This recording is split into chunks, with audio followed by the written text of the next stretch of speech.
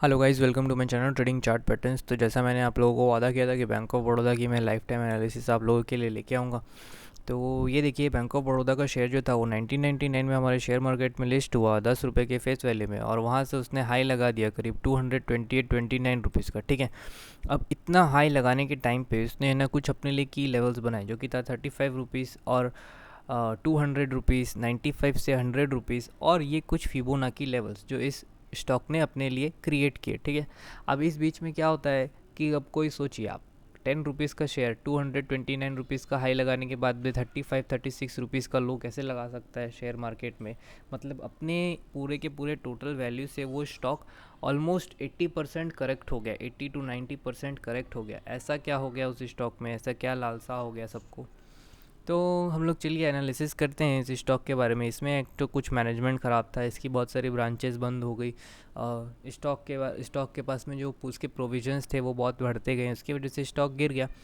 लेकिन इसको चार्ट में देखेंगे तो आप क्या फाइंड आउट करेंगे, ये देखो, ये वाला स्विंग लो मान लो, ये वाला स्विंग हाई मान लो, तो 229, 181, 144, 118, 90, 159 और 6 रुपीज़, और जो भी 5 रुपीज़, ये इस स्टॉक के लिए की लेवल्स थे। ठीक है, अभी क्या कर रहा है ये स्टॉक। अभी इस स्टॉक के बारे में अगर आप एनालिसिस देखोगे तो अभी ये स्टॉक करीब 100 रुपीज़ के स्विंग हाई से वापस 77 रुपीज़, 76 रुपीज़ तक आ गया है। मतलब अपने इस कोरोना वायरस के बाद के स्विंग हाई से इस स्टॉक में जो गिरावट आई है, वो गिरावट करीब 23-24% की आ चुकी है। ठीक है, 23-24% की गिरावट लेने के बाद में अब ये स्टॉक करेगा क्या, क्या इसके लेवल्स और हो सकते हैं, तो उसकी हम लोग एक छोटी सी एनालिसिस और करते हैं।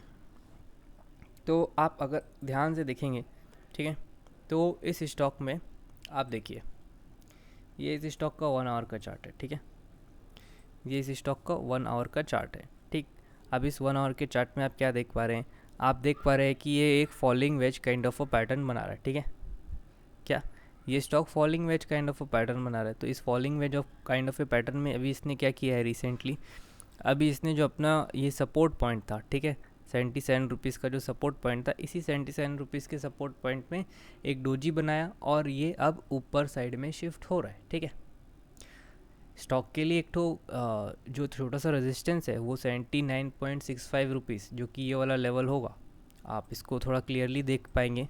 ठीक है, तो ये वाला लेवल इस स्टॉक के लिए थोड़ा सा एक छोटा माइनर रेजिस्टेंस हो सकता है। ठीक है, अब और एक चीज़ देखिए। ठीक है, अब ये सब कुछ भूल जाइए, अब ये जितने भी बड़े बड़े लेवल्स हैं इस सारे लेवल्स को भूल जाइए। अब ये एक स्विंग लो और स्विंग हाई के बाद में अपने इस स्टॉक का एनालिसिस करते हैं। ठीक है, अब मान लीजिए कि ये स्विंग लो था। ठीक है, ये स्विंग लो और ये स्विंग हाई। ठीक, इस पूरे कोरोना वायरस के टाइम का जो पूरा अपसाइड मूव आया, और फिर 28 के बाद में जो इतनी बड़ी हम लोग, हमारी सरकार ने इतना बड़ा जो बजट दिया, उसके बाद में ये 28 तारीख से लेके जो अभी रिसेंट इसने स्विंग हाई लगाया है 19 फरवरी को, उस स्विंग हाई तक अगर हम एक फिबोनाची लेवल खींचते हैं तो हम लोग क्या देख पा रहे हैं कि स्टॉक अभी कहाँ ट्रेड कर रहा है। तो आप देखोगे स्टॉक अभी 76.95, ठीक है, और या फिर आप बोल सकते हो 78 से 76.95, इस लेवल के आसपास, जो कि इसका देखो, ये एक स्ट्रॉन्ग सपोर्ट जो बोल सकते हो। पहले ये रेजिस्टेंस था, ठीक है, स्ट्रॉन्ग रेजिस्टेंस था, फिर वापस स्टॉक ब्रेकआउट दे के जब आया तो यहाँ पे सपोर्ट लेके फिर ऊपर गया। अब ये यहाँ पे वापस सपोर्ट लेने आया है। ठीक है, टेस्ट कर रहा है। अब ये सपोर्ट लेके अगर इस रीजन को ब्रेकआउट देते हुए जाता है अपसाइड, ठीक है, जो कि ये वाला लेवल होगा, ठीक है, ये लेवल 80 रुपीज़ के लेवल को ब्रेकआउट देते हुए जाता है, तब ये स्टॉक 82 और 85 का हाई लगा सकता है। ठीक है, अब इसके साथ में एक और कंडीशन है, ये 85 86 का जो हाई लगाएगा ये वाला लेवल, ठीक है, ये वाला लेवल का जो ये हाई लगाएगा, उस लेवल के बाद में अब देखिए, आप अगर इसको फ्यूचरिस्टिक व्यू में देखेंगे तो आप लोग कैसे समझ पाएंगे। मान लीजिए ये फिर ये, अगर यहाँ पे रेजिस्टेंस लेके स्टॉक गिरा तो हेड एंड शोल्डर पैटर्न बना के बहुत लंबा गिरेगा। ठीक है, तो अपने को ये चीज़ हमेशा कंसिडर रखना है कि अगर ये स्टॉक वापस 86 के लेवल के पास से गिरने लगा तो ये head and shoulder pattern activate होगा और ये स्टॉक गिर जाएगा। ठीक है, तो अगर कोई भी इसमें इन्वेस्टर है तो उस इन्वेस्टर को क्या ध्यान रखना चाहिए, अब एक और तरीके से समझते हैं। ठीक है, सारे ड्राइंग में हटा देता हूँ। ठीक, अब इसको डेली चार्ट में आते हैं। डेली चार्ट में आके हम लोग इसके लेवल्स को थोड़ा और बारीकी से देखते हैं। ठीक है, तो मान लीजिए ये स्विंग लो है, ये स्विंग हाई है। ठीक है, ये स्विंग लो, ये स्विंग हाई। ठीक, तो इस केस सिनेरियो में आपको एक जो लेवल मिलता है वो 75.65 का मिलता है। ठीक है, और थोड़ा और क्लियर अगर देखें तो वही 75.7076 रुपीज़ के आसपास मान लीजिए। तो ये एक की लेवल हमारे लिए हो सकता है। ये की लेवल अगर ब्रेक हुआ और स्टॉक 2 दिन 3 दिन नीचे की तरफ क्लोजिंग देने लगा तो अपने पास में एक और की लेवल है, वो है 68 रुपीज़। ठीक है, इसके नीचे फिर ये स्टॉक ख़राब है तो इसके नीचे अपना स्टॉप लॉस लो, एग्ज़िट करो और दूसरे स्टॉक में एंट्री की पोजीशन बना लेनी चाहिए। ठीक है, समझे। अब इसको अगर आप ऐसे देखोगे, चलो मूविंग एवरेजेस के हिसाब से देखोगे तो देखो क्या, ये देखो स्टॉक अपने 200 मंथ के, ठीक है, इसको रिमूव करता हूँ। अब इसको ऐसे देखो, स्टॉक जो है अपने 200 मंथ के ये जो 200 मंथ का मूविंग एवरेज है वो 95.45 रुपीज़ है। इस मूविंग एवरेज के नीचे ट्रेड कर रहा है। मीन्स क्या, स्टॉक की मैनेजमेंट में या उसके प्रिंसिपल्स में या उसके कुछ ना कुछ ऐसा दिक्कत ज़रूर है, बैलेंस शीट में बोल लो, जिसकी वजह से इसमें इन्वेस्टर लोग आ ही नहीं रहे हैं। तो अगर इन्वेस्टर नहीं आएगा तो क्या पैसे बढ़ेंगे? नहीं, पैसे तो बढ़ेंगे नहीं, स्टॉक का प्राइस नहीं बढ़ेगा, स्टॉक का वैल्यूशन नहीं बढ़ेगा। और एक चीज़ आपको क्या देखने को आता है कि अगर आपने इसमें पोजीशन बनाई भी है तो भी ये देखो 113.80 रुपीज़, जो कि इस स्टॉक का 100 मंथ का मूविंग एवरेज है। आप समझ रहे, 200 मंथ का मूविंग एवरेज मतलब 17 साल पुरानी रेट, और 100 मूविंग एवरेज मतलब करीब करीब 12 साल पुरानी रेट। तो स्टॉक अपने 12 साल पुराने रेट से भी नीचे काम कर रहा है, स्टॉक अपने 17 साल पुराने रेट से भी नीचे काम कर रहा है। तो अगर स्टॉक इतना ख़राब है तो इसमें का क्या कोई इन्वेस्टर इन्वेस्ट करना चाहेगा? नहीं, ऑब्वियस सी बात है, आपको इस स्टॉक में इन्वेस्ट अभी तो नहीं करना चाहिए। ये मेरी सलाह या ये मेरा व्यू है। ठीक है, तो ये एक हिंदी व्यू था। अब मैं आप लोगों को एक इंग्लिश व्यू में लेके चलता हूँ। ठीक है, तो अब आपने अगर इसमें इन्वेस्ट किया है उसके बारे में बता देता हूँ। अगर आपने पहले इन्वेस्ट किया है तो उसके बारे में बताऊँगा। तो आप लोग एक बात देखिए कि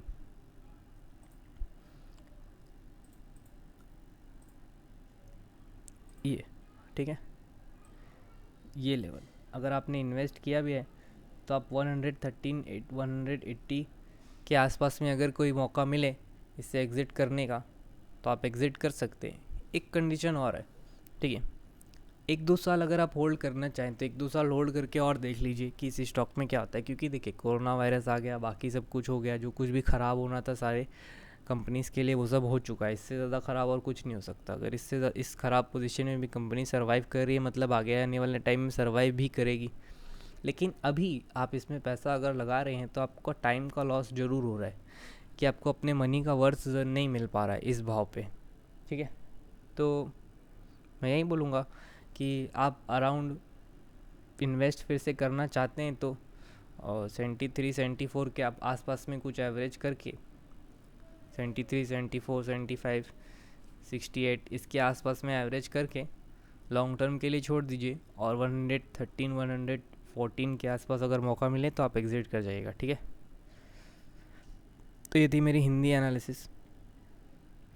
सो आप देखते हैं English analysis.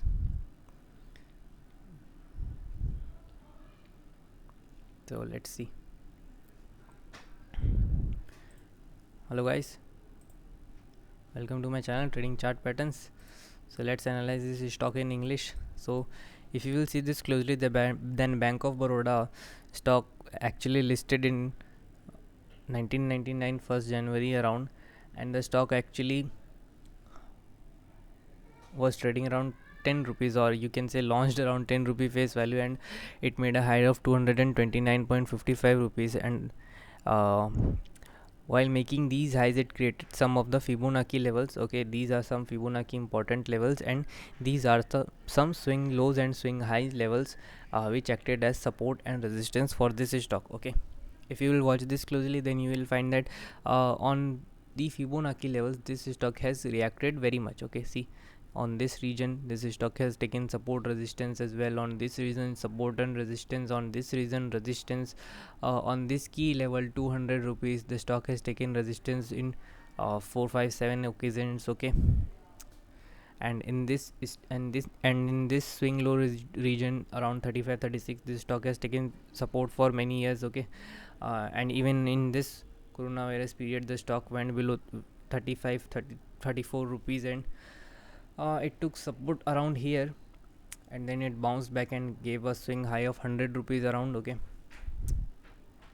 now what the stock is doing, if you will watch this stock in daily time frame, or you can say 1 hourly time frame, you will find that the stock is actually making uh, falling wedge kind of a pattern. Okay, falling wedge kind of a pattern, and it is actually taking support at its key level, some key level 78 79 rupees. Okay, uh, on this region, and if it bounces back from this region and goes past 80 rupees, then only this stock will considered as bullish again. Okay, uh, and if it crosses and gives a closing above 79 80 rupees, then only this stock will considered as a bullish kind of a stock, and you can invest in this stock for 4 5% gains and around 86 87 rupees.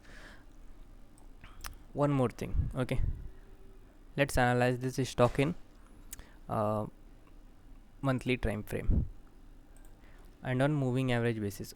If you will see this stock in moving average basis, then you will find that the stock is actually trading around 200 month moving average. It is trading below 200 month moving average, which means the stock is actually trading uh, below 17 years old price. Okay, below its 17 years old average price, 17 years old average price. So if you'll find this closely, then you can see that the stock has some bad news, some bad balance sheets, some bad indications, or you can say that the stock has managed not to give investor its worth and good sort of a return. Okay, so the stock is actually not good for investment, first thing.